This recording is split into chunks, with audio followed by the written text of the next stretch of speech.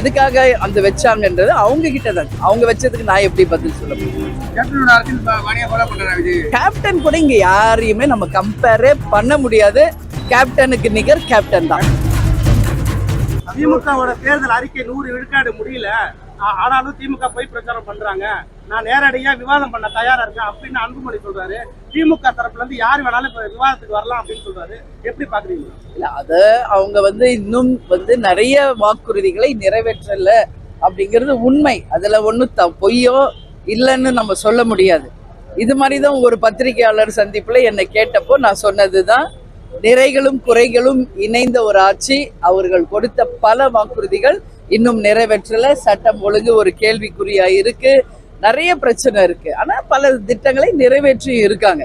அதனாலதான் நிறைகளும் குறைகளும் இணைந்த ஒரு ஆட்சின்னு நான் சொல்லியிருக்கேன். அன்வர் ராஜா மைத்ரி மாநாட்டு பந்தல்ல தமிழகத்தோட கொள்கை தலைவர்கள் இல்லாம புதுசா இப்ப அண்ணாவும் எம்ஜிஆர் இழப்பிட்டு வரலாறு திருப்பதி அப்படிங்கிற வாசகத்தோட அதை பத்தி இல்ல, அது நீங்க அவங்க கிட்ட தான் கேட்கணும்.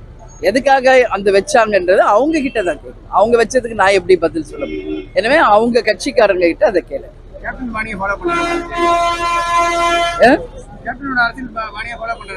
அது அதையும் அவங்க கிட்ட தான் கேட்கணும். நீங்க புரியுதுங்களா? அவங்க கிட்டதான் இந்த கேள்வி எல்லாமே கேட்கணும் நீங்க. சரிங்களா? கேப்டன் மக்களுக்கான தலைவர். இறங்கி வேட்டி மடிச்சு கட்டினாருன்னா மழை வெள்ளம் புயல் எதா இருந்தாலும் எதுக்கும் பயப்பட மாட்டாரு. களத்துல இறங்கி மக்களுக்கு பணி செய்கின்ற ஒரு உத்தமராக தான் கேப்டன் வாழ்ந்தாரு. சம்பாதிச்சது அத்தனையுமே மக்களுக்கு உதவி செய்த ஒரு தலைவர் கேப்டன் அவர்கள்.